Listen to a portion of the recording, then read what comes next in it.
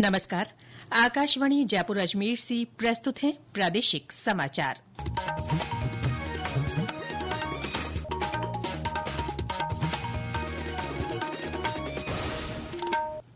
समाचारों के साथ मैं रितिका गुप्ता।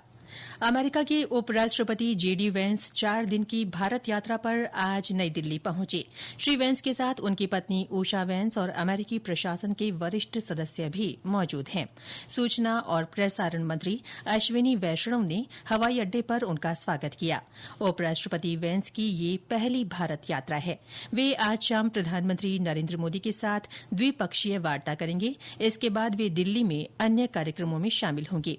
श्री वेंस का आज रात जयपुर पहुंचने का कार्यक्रम है। उनका जयपुर में कई ऐतिहासिक धरोहरों के दौरे के साथ ही राजस्थान इंटरनेशनल सेंटर आरआईसी में एक बिजनेस समिट को संबोधित करने का भी कार्यक्रम है। श्री वेंस के जयपुर दौरे को लेकर सुरक्षा सहित अन्य व्यापक इंतजाम किए गए हैं। वीवीआईपी मूवमेंट को देखते हुए यातायात व्यवस्था में बदलाव किए गए हैं। कानून और व्यवस्था के एडिशनल पुलिस कमिश्नर डॉ रामेश्वर सिंह ने बताया कि सुरक्षा की तैयारियां पूरी कर ली गई हैं। वेंस के आगमन से लेकर उनके प्रवास तक हर स्थान पर पुलिस बल की तैनाती की जाएगी। श्री वेंस से मिलने वाले या उनके संपर्क में आने वाले सभी व्यक्तियों का कोरोना टेस्ट अनिवार्य किया गया है। इससे पहले कल अमेरिकी सुरक्षा एजेंसियों के अधिकारियों ने हवा महल, सिटी पैलेस और आमेर किले का निरीक्षण भी किया। प्रधानमंत्री नरेन्द्र मोदी ने देश के युवाओं, किसानों और महिलाओं की असाधारण आकांक्षाओं को पूरा करने के लिए असाधारण गति की आवश्यकता पर जोर दिया है। उन्होंने कहा कि सरकार आज जिन नीतियों पर काम कर रही है और जो फैसले ले रही है, वे आने वाले वर्षों के भविष्य को आकार देने वाले हैं। प्रधानमंत्री ने आज नई दिल्ली में 17वें सिविल सेवा दिवस के अवसर पर सिविल सेवकों को संबोधित करते हुए कहा कि शासन की गुणवत्ता इस बात से निर्धारित होती है कि योजनाएं लोगों तक कितनी गहराई से पहुंचती है और उनका जमीनी स्तर पर कितना वास्तविक प्रभाव पड़ता है। कार्यक्रम में श्री मोदी ने लोक प्रशासन में उत्कृष्टता के लिए पुरस्कार भी प्रदान किए। इधर सिविल सेवा दिवस पर जयपुर के एचसीएम रीपा में राज्य स्तरीय मुख्य समारोह आयोजित हुआ।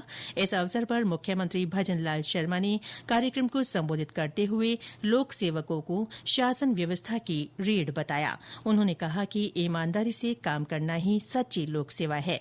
उन्होंने लोक सेवकों से सुशासन के लिए दृढ़ इच्छा शक्ति रखने को कहा। उन्होंने कहा कि लोक सेवकों की जवाबदेही से ही सुशासन को बढ़ावा मिलता है।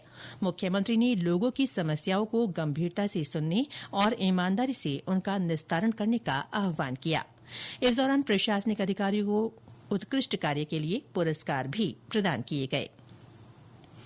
केंद्रीय रक्षा मंत्री राजनाथ सिंह आज सिरोही जिले के दौरे पर रहेंगे। श्री सिंह आबू रोड स्थित ब्रह्मकुमारीज मुख्यालय शांतिवन में सुरक्षा सेवा प्रभाग की ओर से आयोजित कार्यक्रम में सेना के जवानों के लिए राष्ट्रीय सेल्फ एम्पावरमेंट कैंपेन की शुरूआत करेंगे। इस कैंपेन के तहत देशभर में सेना की 40 डिवीजन और 14 कोर में सेल्फ एम्पावरमेंट वर्कशॉप और सेमिनार आयोजित किए जाएंगे। रक्षा मंत्री प्रभाग की ओर से आयोजित 5 दिवसीय राष्ट्रीय सम्मेलन की समापन समारोह में भी भाग लेंगे। चित्तौड़गढ़ में कल देर रात एक सड़क हादसे में 4 श्रद्धालुओं की मौत हो गई और 3 अन्य गंभीर रूप से घायल हो गए। ये दुर्घटना निम्बाहेड़ा चित्तौड़गढ़ 4 लेन पर उस समय हुई जब एक कार अनियंत्रित होकर डिवाइडर पार कर सामने से आ रहे ट्रक से टकरा गई। कार में सवार सभी लोग मध्य प्रदेश की उज्जैन जिले के निवासी थे और चित्तौड़गढ़ स्थित सावलिया जी मंदिर के दर्शन के लिए जा रहे थे। पुलिस मौके पर पहुंची और स्थानीय लोगों की मदद से घायलों को निम्बाहेड़ा जिला चिकित्सालय में भर्ती कराया।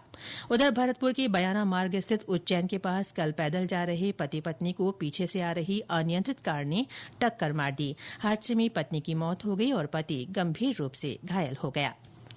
राजस्थान लोक सेवा आयोग की ओर से आरएएस परीक्षा 2023 के पहले चरण के साक्षात्कार आज से आयोजित किए जा रहे हैं।